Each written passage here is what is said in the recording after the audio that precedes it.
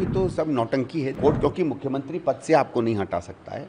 उसने कहा कि पद पे तो आप बने रहो, लेकिन आप दफ्तर नहीं जाओगे, आप फाइल नहीं साइन करोगे, आप अधिकारियों से बात नहीं करोगे, आप उन लोगों को डराओ धमकाओगे नहीं जो आपके यहाँ विटनेस हैं। इसका मतलब है उसने ये कहा कि आप मुख्यमंत्री बनने लायक नहीं हो। बेल आपको मिलेगी क्योंकि बेल एक व्यक्ति के रूप में आपका अधिकार है। बेल का ये मतलब नहीं है कि आप दोष हैं या निर्दोष हैं। एक तरीके से कोर्ट ने कह दिया you should bloody well resign. थोड़ी सी शर्म तो इस इंसान में रही होगी कि इसने कहा अब हमारे कोई मतलब नहीं, क्योंकि देखिए ये कोई सेवा करने के लिए मुख्यमंत्री नहीं बना। केजरीवाल के साथ जब भी कुछ हुआ है तो एक होता है जो वो पब्लिकली कहता है और एक पर्दे के पीछे बीजेपी या उनके नेताओं से वो क्या बातचीत करता है। कि 10 केजरीवाल भी उतर जाएं फील्ड में तो फर्क नहीं पड़ेगा। दिल्ली में अब एक नई बात राजनीति ने करवट ली। मुख्यमंत्री अरविंद केजरीवाल ने ऐलान कर दिया कि इस्तीफा दूंगा और जनता को तब तक पद पर नहीं आऊंगा जब तक जनता मुझे नहीं चुनकर दोबारा भेज देती। इसको इस मूव को कैसे देखते हैं? कुछ नहीं साहब, ये तो सब नौटंकी है। देखिए पहली चीज़, आपको इस्तीफा तब देना चाहिए था जब आप जेल गए थे। जेल आप सही कारण से गए, गलत कारण से गए, वो सब अलग बात होती है।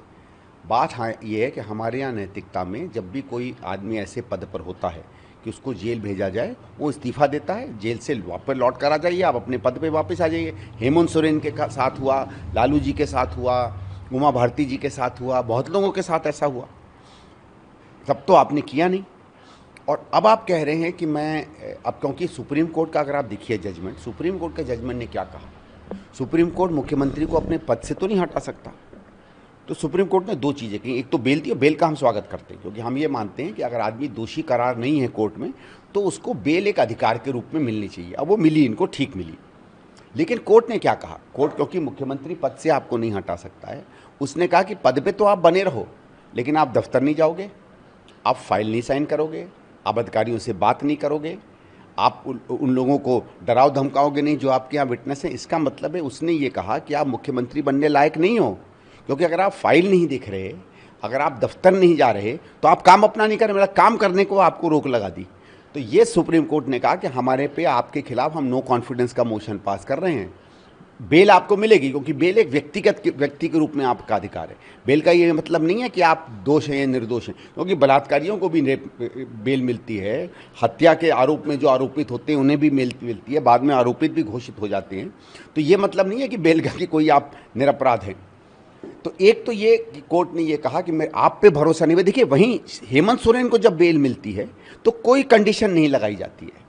इसका मतलब है कोर्ट को ये विश्वास था कि हेमंत सोरेन जी के खिलाफ जो केस है उसमें मूल तक कुछ नहीं है। इनके खिलाफ क्या कहा, आप फाइल नहीं छुएंगे, आप अधिकारियों से बात नहीं करेंगे, आप दफ्तर नहीं जाएंगे, मतलब है आप मुख्यमंत्री पद के लायक नहीं हो या मुख्यमंत्री का कोई भी काम नहीं करोगे।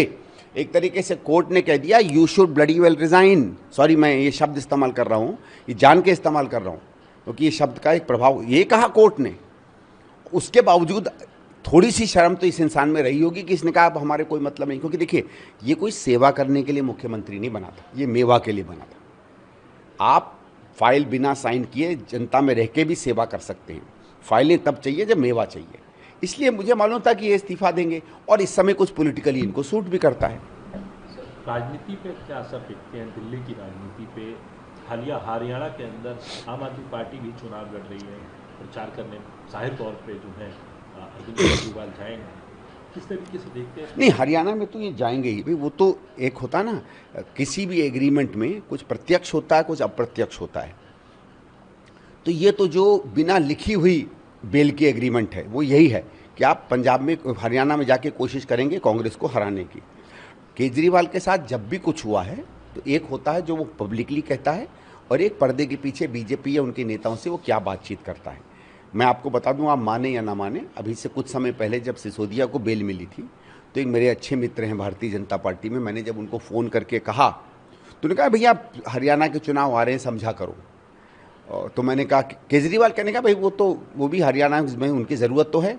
तो इस शब्द का क्या मतलब है, मैं नाम नहीं देना चाहूँगा, और ये तो किसी भी आप राजनीतिक व्यक्ति से जान लो, वो सब जानते हैं कि इस समय आम आदमी पार्टी बीजेपी की हरियाणा में ज़रूरत है, क्योंकि भारतीय जनता पार्टी को ये लगता है कि बहुत ज़्यादा वोटों का अंतर नहीं, उनको ये लगता है वो अंतर आम आदमी पार्टी पूरी कर लेगी। लेकिन ये बेचारे ये चीज़ नहीं जानते हैं कि जिन सीटों पे हम जीत रहे हैं, और मेरे हिसाब से 65-70 पे तो इस समय हम बहुत आगे चल रहे हैं। इतना बड़ा अंतर है कि 10 केजरीवाल भी उतर जाएं फील्ड में तो फ़र्क नहीं पड़ेगा। लेकिन सर अगला मुख्यमंत्री जो है, आपको लगता है कि कौन उनको उत्तराधिकारी? कई नाम चल रहे हैं, उसमें सौरभ भारद्वाज है, आतिशी है, गोपाल राय हैं, तमाम बात की जा रही है। उससे दिल्ली पे क्या असर? देखो, पहली चीज़ ऐसा है, सामान्य रूप से जब सरकार में मुख्यमंत्री बदलते हैं एक किसी भी राजनीतिक दल में, तो एक राजनीतिक निर्णय लिया जाता है। राजनीतिक निर्णय इस हिसाब से लिया जाता है कि बाकी बड़े नेता कौन हैं पार्टी में, किसका लोगों में प्रभाव है, वोट पर क्या असर हो सकता है, जनता समुदाय में क्या असर हो सकता है, सरकार वो कैसे चलाएगी। आम आदमी पार्टी में केजरीवाल है और बाकी माफ़ करिएगा, किसी को बुरा लगे ना लगे, बाकी सब घर के नौकर हैं। नौकर के अलावा कोई किसी की कोई जगह नहीं है, ठीक है। तो इन्हें अपने नौकरों में चुनना है, और मैं नौकर उस सम्मान के हिसाब से नहीं कह रहा, क्योंकि जो भी काम करता है उसका सम्मान होता है। ये उसको बिल्कुल एक दूसरी तरीके से ट्रीट करते हैं। तो ये इसको मानेंगे कि भाई अब कौन ऐसा व्यक्ति आएगा जो फाइलें दबा के रखे, सूचनाएं बाहर ना जाने दे, जो हम लोग कमा रहे हैं, कमाई चल रही है उसको सतत चलाता रहे। क्योंकि ये सत्ता का हस्तांतरण नहीं है, ये एक बिजनेस कंपनी के शेयर्स का हस्तांतरण है। आम आदमी पार्टी बिजनेस कंपनी है, पैसा बनाने की कंपनी है, ठीक है, और कुछ नहीं है, ठीक है।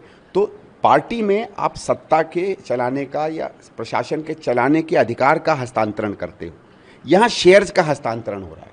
तो ये चाहते हैं कि शेयर्स नाम में तो मेरे रहें, लेकिन रजिस्ट्री किसी और के नाम पर हो जाए। तो ये ऐसा व्यक्ति चुनेंगे जो भले रजिस्ट्री अपने नाम पे कर ले, लेकिन धन संपत्ति इनके नाम पे चलाए।